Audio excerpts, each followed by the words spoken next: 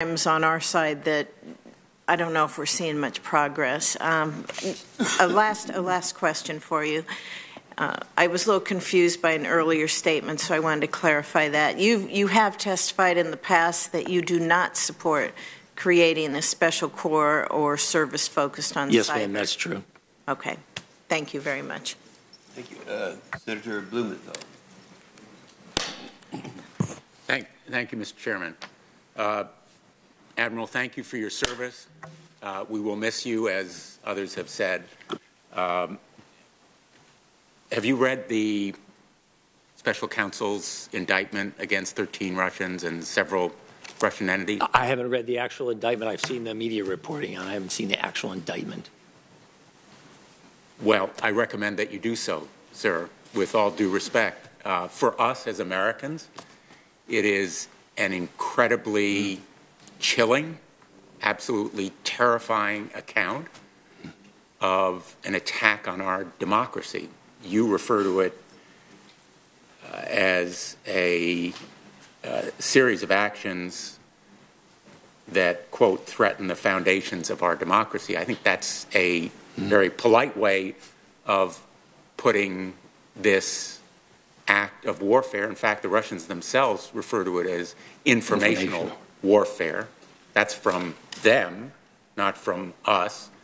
And so I feel a sense of urgency about this ongoing warfare against our democracy that I feel so far is not reflected in the response from our Department of Defense. That's one of the reasons why Senators Nelson and Shaheen and I wrote to the Secretary of Defense last week and asked for engagement of Russian cyber operators and disruption of their activities. And I understand from you that your feeling is you have not been given authority to take additional action. That's correct.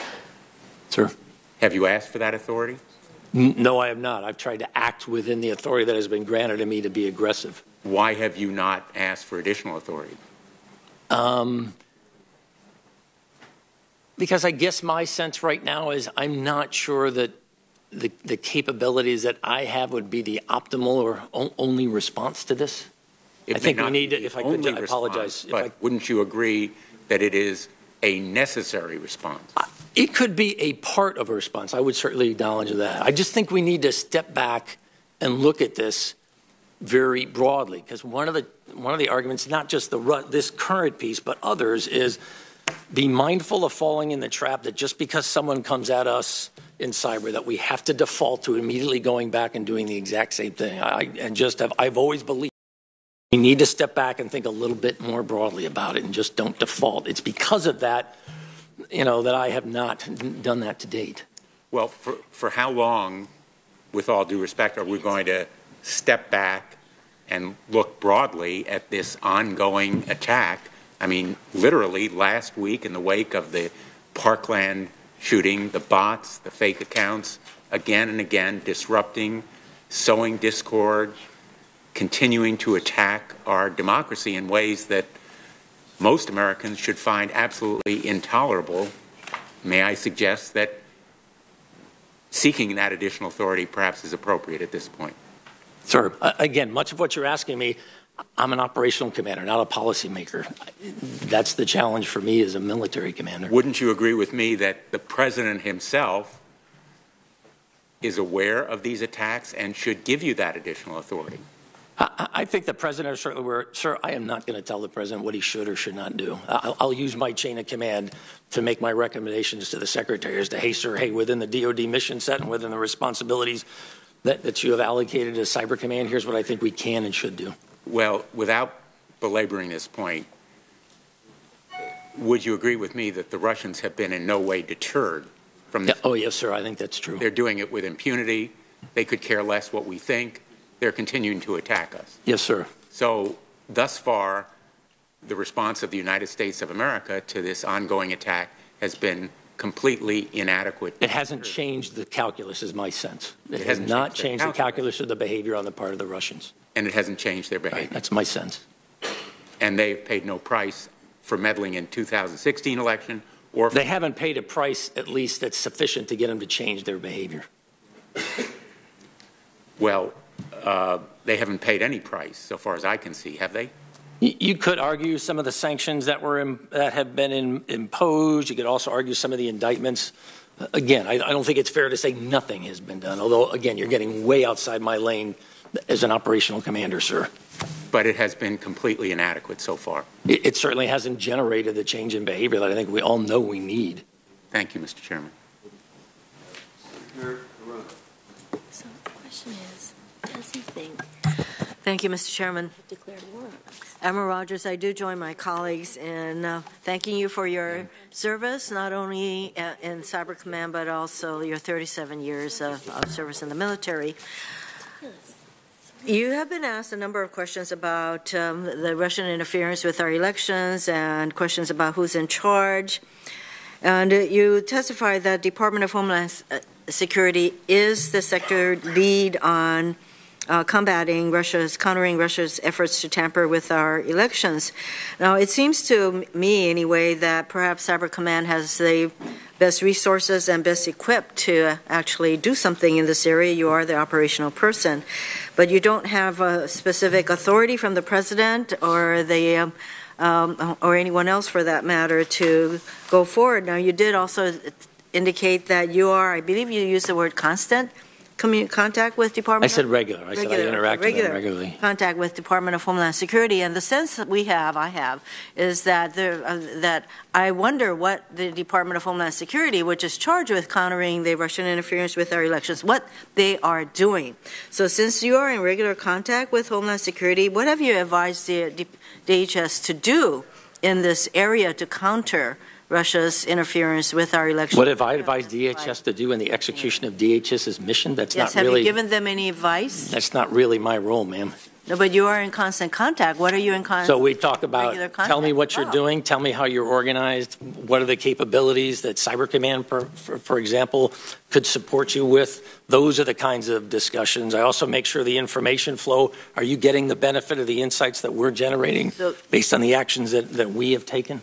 So those are the kinds of discussions. With regard to those kinds of conversations, then is Homeland Security doing what they need to be doing to counter Russian interference, continuing interference with our elections?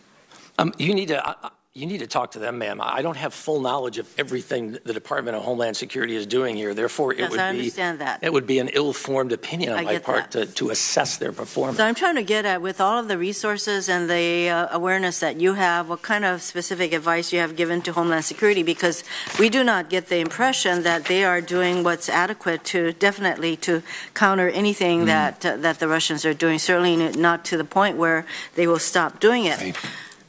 So I hope that at some point in some other committee or in this committee, we'll be able to ask those kinds of questions of the Homeland Security Secretary, because what they're doing with our elections does have an impact on national security, and as you say, they are seeking to undermine our institutions.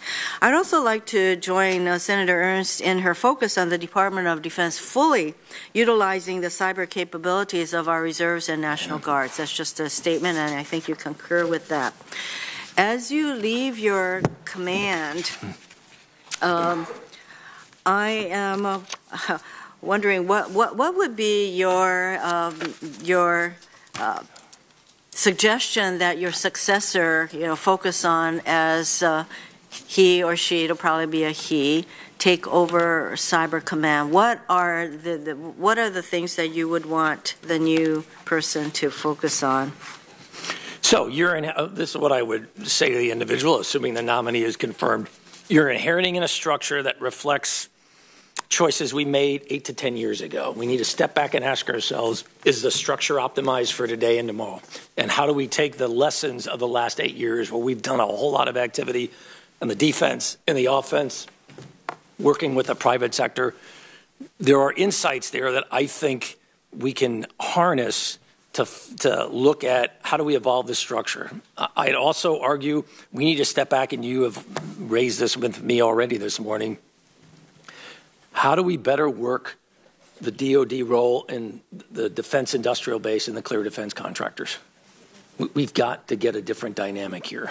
We've got to look at that differently. And then more broadly, Cyber Command, and again, it goes to some of the points you've raised, Cyber Command and its role, partnering with others. How do we do this in a much more integrated way? That'll be something that I hope maybe I can continue to provide opinions on in my next life. Yes, how to get an integrated structure for speed and agility. So you have different departments, DHS, FBI, Treasury. Who should take the lead in creating this integrated structure? Well, that's clearly the role of the administration within the executive branch. That's their task, and I know they're working their way. Again, DOD, we're going to support this. There's an ongoing review right now on this same question, so we'll see what comes out of that. Is there something that Congress can do to enable one entity, one of these agencies, to take the lead in integrating our structure? I prefer to give the executive branch a chance to say, so tell me what you think the plan is. Now, I'm not trying to minimize the role of the Congress. Please, Senator, that's not what I'm trying to say. Thank you. Thank you, Mr. Chairman. Thank you, Mr. Chairman. Admiral Rogers, this committee has long expressed concern about the lack of an effective doctrine to help deter cyber attacks before they happen. The FY18 NDAA specifically directed the development of a national cyber doctrine. Why don't we have one yet? We've been talking about this for years.